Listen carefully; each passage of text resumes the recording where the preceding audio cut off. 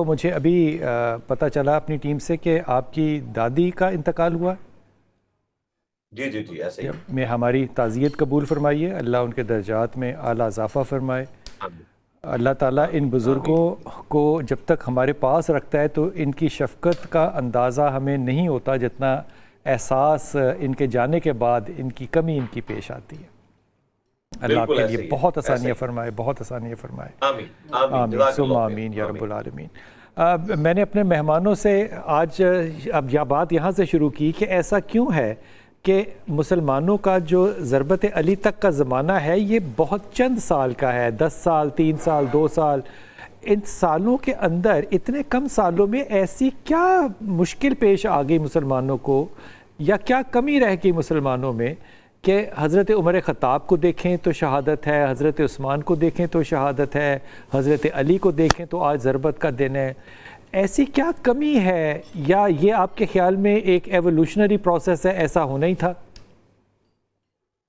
جی ظاہر ہے ایسا ہی ہوتا ہے. جب کبھی بھی اللہ تعالیٰ نے انبیاء کرام علیہ السلام کو مبعوث کیا, صحیح مسلم میں یہ حدیث موجود ہے, آپ علیہ السلام نے فرمایا کبھی ایسا نہیں ہوا کہ کوئی پیغمبر دنیا میں آئے اور اس کے چند مخصوص ساتھی ایسے ہوتے ہیں جو پورے پیشن کے ساتھ اس کی دعوت کو لے کے چلتے ہیں.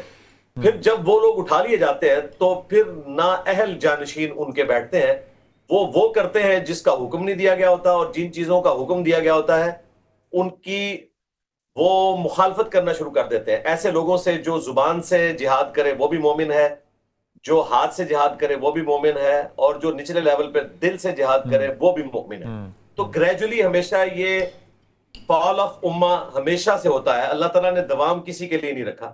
تو ہماری امت میں بھی یہی ہوا. بخاری مسلم میں حدیث ہے, میری امت اور فتنوں کے درمیان ایک دروازہ ہے, جب اس دروازے کو توڑ دیا جائے گا تو امت پہ فتنے شروع ہو جائیں گے. اور وہ فتنہ کا دروازہ حضرت عمر خطاب تھے. سیدنا عمر, جی سیدنا عمر. اچھا, اب علماء اکرام آپ کے پاس بیٹھے ہوں گے, باقی بڑے بڑے محققین موجود ہیں. بخاری مسلم کی اس حدیث کی شرح کیا ہمارے علماء بیان کر سکتے ہیں, سمجھا سکتے ہیں اس امت کو کہ اس حدیث کا مطلب کیا ہے, کہ سیدنا عمر کے بعد آخر کیا ایسا کام ہوا کہ جس کی وجہ سے خلافت کا ڈاؤن فال شروع ہو گیا؟ تو وہ یہ نہیں بتا سکتے. اس کی وجہ ہے کہ اب 2 فرقے بن چکے ہیں, سنی شیعہ. سنی اگر اس پہ بات کریں گے تو انہیں فوراً فکر پڑ جائے گی کہ شاید اہل تشیع کا مقدمہ مضبوط ہونے لگا ہے. اہل تشیع اس پہ بات کریں گے تو وہ اس میں اس لیول پہ غلو کرنا شروع کر دیں گے کہ شاید خلفائے ثلاثہ کی تک بھی کو نوبت چلی جائے علیوں کی طرف سے. انجینئر صاحب, آپ کو کیا لگتا ہے کہ حضرت علی کی شخصیت کے اندر وہ جامعہ کیا چیز ہے جو علی کو علی بنا دیتا ہے, اور آج بھی ہم جب بہادری کا یا نعرہ لگاتے ہیں تو حیدری کا نعرہ لگاتے ہیں؟ دیکھیں جی, میں تو بڑا روٹین سے ہٹ کے آپ کو جواب دوں گا, اور وہ یہ ہے کہ دیکھیں جیزس کرائسٹ عیسیٰ ابن مریم واقعتاً اس قابل تھے کہ انہیں خدا بنایا جاتا. یعنی اگر اللہ تعالیٰ نے کوئی آزمائش بنانی تھی تو وہ پرسنالٹی تھی کہ جو مردوں کو زندہ کر دیتے تھے اللہ کے اذن سے. بالکل اللہ کے اذن سے. ہر دفعہ اللہ نے کہا اللہ کے اذن سے, اللہ کے اذن سے. مٹی کی مورت میں پھونک مارتے تھے, وہ پرندہ بن جاتا تھا اللہ کے اذن سے. یہ دنیا پاگل نہیں ہے, انہوں نے بندہ ایسا چنا ہے جس میں واقعتاً اللہ نے ایسی خوبیاں رکھی تھی. ہمارے نزدیک تو وہ اللہ کے بندے تھے, لیکن بندہ جو چنا ہے وہ بالکل ٹھیک چنا ہے. ان کے علاوہ کوئی اہل نہیں تھا کہ اسے ڈیوینٹی میں لا کے اس طرح کلیم کر کے شرک پھیلایا جاتا. اب امت میں آ جائیں ہماری, یہاں پہ بھی مولا علی ہی حقدار تھے کہ ان کے بارے میں یہ معاملات لوگوں کے سامنے آتے, کیونکہ مسند احمد میں حدیث ہے, المعجم الکبیر طبرانی میں سپورٹنگ اس کو روایت موجود ہے, مسند ابی یعلا کے اندر, مشکات کے اندر. نبی علیہ السلام نے فرمایا اے علی تیری مثال میری امت میں عیسیٰ ابن مریم کی سی ہے. کرسچنز ان کے بارے میں غلو کر کے گمراہ ہو گئے, اور جو جیوز ہیں وہ ان کی توہین کر کے گمراہ ہو گئے. اور خود مولا علی نے بھی فرمایا, فضائل صحابہ احمد بن حنبل کی کتاب میں یہ قول موجود ہے صحیح سند سے, کہ میری وجہ سے 2 فرقے جہنم میں جائیں گے, 2 گمراہ ہوں گے, ایک مجھے بنیاد بنا کے محبت میں غلو کریں گے, اور ایک مجھے بنیاد بنا کے دشمنی میں غلو کریں گے. اور یہ سیم روایت نہج البلاغہ میں خوارج سے متعلق جو مولا علی کا خطبہ ہے اس میں بھی موجود ہے. اب یہ حیران کن بات ہے, جب ہم اس روایت کی تشریح کے لیے علماء کرام کے پاس حاضر ہوتے ہیں تو علماء صرف آدھی روایت کی تشریح کرتے ہیں. سنی کہتے ہیں کہ یہ جو غلو میں تشریح کرنے والے غلوب کرنے والے لوگ ہیں نا یہ شیعہ ہیں. شیعہ کہتے ہیں یہ جو دشمنی میں غلوب کرنے والے ہیں نا یہ سنی ہیں. ہمیں دونوں باتیں چاہیے. دونوں کے اندر ایسے لوگ موجود ہیں جو غلوب کرنے والے ہیں. اس غلوب سے بچ کے مولا علی کا تو نام ہی علی ہے. ان کی فضیلت میں یہ حدیث کافی ہے بخاری مسلم میں کہ علی کی میرے ساتھ وہی نسبت ہے جو ہارون کی موسیٰ کے ساتھ, مگر میرے بعد کوئی نبی نہیں. یعنی اگر کوئی نبی ہوتا تو علی ہوتا, اور اگر علی امتی نبی نہیں ہے تو کوئی اور دجال یہ دعویٰ نہیں کر سکتا کہ میں امتی نبی ہوں. بہت اچھا. اگر امتی نبی بننے کا ٹائٹل ہوتا, یہ کوئی اس طرح کی پوسٹ ہوتی, تو اس کا پہلا حقدار مولا علی تھے, جس کی نسبت ایک نبی کے دوسرے کے ساتھ جو نسبت ہے وہ تھی, لیکن ختم نبوت کی وجہ سے وہ نبی نہیں تھے. باقی نسبت وہی ہارون اور موسیٰ والی تھی. کیا خوبصورت بات ہے, کیا خوبصورت مثال بھی آپ نے دی. جب ضرب لگتی ہے حضرت علی کو, اس کے بعد سے شہادت تک کا آپ کا جو کریکٹر ہے, جو آپ کی وصیحت ہے, جو آپ کی نصیحتیں ہیں اپنے بچوں کو, ان پہ ذرا روشنی ڈالیے گا. پہلی چیز تو دیکھیں جو مولا علی نے فرمایا کہ رب کعبہ کی قسم میں کامیاب ہو گیا. کامیابی کیا تھی؟ ہاں وہ کامیابی یہ تھی کہ ایک مؤمن صادق کی یہ خواہش ہوتی ہے کہ وہ اپنی سب سے قیمتی چیز اپنے رب کے حضور قربان کر دے, جو اسلام کا سمم بونم ہے, قتال کہ ہائیسٹ گڈ انسان اپنی جان پیش کر سکتا ہے. حتیٰ کہ ہمارے بابو علیہ السلام نے فرمایا, بخاری مسلم میں حدیث ہے, میری خواہش ہے کہ میں اللہ کی راہ میں قتل کیا جاؤں, پھر زندہ کیا جاؤں, پھر قتل کیا جاؤں, پھر زندہ کیا جاؤں, پھر قتل کیا جاؤں. نبی اسلام نے اس خواہش کا اظہار کیا. مسلم شریف میں حدیث ہے, جو شہادت کی تمنا کے بغیر مرا وہ منافقت کی شاخ کے اوپر مرا.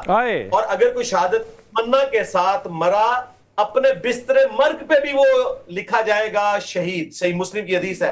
اگر تمنا تھی تو مولا علی کو اللہ تعالیٰ نے اس تمنا کی ایگزیکیوشن کروائی. انہوں نے کہا رب کعبہ کی قسم میں کامیاب ہو گیا. یعنی سب سے قیمتی چیز جس ہستی نے دی تھی اس کے لیے میں قربان کرنے کے لیے تیار ہو گیا. اس کے بعد ساتھیوں نے کہا کہ ہم آپ کے قاتل کا پورا خاندان ختم کر دیں گے. تو مولا علی نے کہا نہیں, ایسا نہیں ہوگا. میں اگر زندہ رہا تو میں خود فیصلہ کروں گا اس کے بارے میں. البتہ اگر میں اس زخم میں مارا جاؤں تو پھر قتل کے بدلے ایک قتل ہی کرنا ہے, جو قرآن میں آیا وَلَكُمْ فِي الْقِصَاصِ حَيَاةٌ يَا أُولِي الْأَلْبَابِ. قتل کے بدلے قتل کرنے میں انسانیت کی زندگی چھپی ہوئی ہے. تو مولا علی نے یہ وصیت کی. پھر کہا گیا, ساتھیوں نے کہا کہ آپ اپنا کوئی جانشین نامزد کر دیں. انہوں نے کہا میں نے زندگی بھر تمہارا بوجھ اٹھایا, اب میں مرنے کے بعد تمہارا بوجھ نہیں اٹھا سکتا, تم خود اپنا جو ہے وہ خلیفہ چنو. وہ پھر بعد میں ابن عباس کے مشورے سے اور باقی صاحب نے سیدنا حسن ابن علی کو چنا. لہٰذا وہ لوگ جو سیدنا علی کے اوپر یہ تان کرتے ہیں صرف اپنی ملوکیت کو بچانے کی خاطر کہ اگر ہمارے فلاں صاحب نے یزید کو حکمران بنا دیا تھا تو مولا علی نے بھی تو حسن کو بنایا تھا, تو مولا علی نے بالکل حسن کو نہیں بنایا. یہ صحابہ کرام نے ایک اتفاق رائے سے چنا تھا. واہ واہ, کیا خوبصورت بات کر دی. شہادت امام علی سے آج امت کو سبق کیا دیں گے, پیغام کیا دیں گے؟ جی بڑا تلخ پیغام دوں گا اگر کوئی لینا چاہے. سنن نسائی الکبریٰ میں یہ حدیث موجود ہے, المستدرک للحاکم میں یہ حدیث موجود ہے.